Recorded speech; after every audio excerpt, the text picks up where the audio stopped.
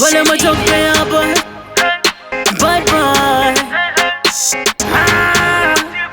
Vakashamizika vakaona kuti chalecha kubatika tiflo vanonirata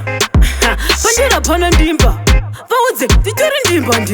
ndini ndine siren kwatani vakawanda vandifunza ndozvigona sei handivhunduke satani vakawanda vandifunza ndozviitire handine staira kwanabva kure ndokulaira handimbopfaira mango makombasa ndozviitire muchiraundi but ndafunga ndipindire muchiraundi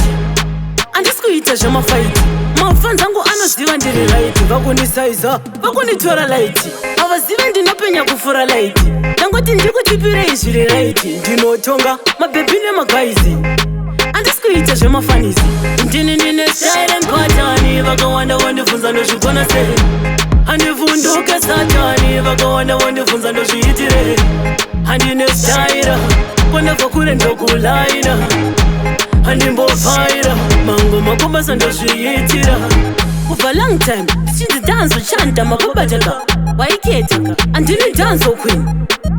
amazviziva ka alisten mangoma atoimba ane reason kunyango uri muprison mangoma hana season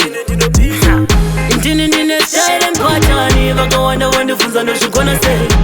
handivhunduke satani vakawanda vandifunza ndozviitire handine staira kwanabva kure ndokulaira handimbopfaira mango makombasa ndozviitire muchiraundi but ndafunga ndipindire muchiraundi handisi kuita zvamafaiti mafans angu anoziva ndiri raiti vakundisaiza vakunditora laiti havazive ndinopenya kufura laiti ndangoti ndikutipirei zviri raiti ndinotonga mabhebhi nemagaizi handisi kuita zvemafanisi ndine siren kwatani vakawanda vandifunza ndozvigona sei handivhunduke satani vakawanda vandifunza ndozviitire handine staira kwanabva kure ndokulaira handimbopfaira mango makombasa ndozviitira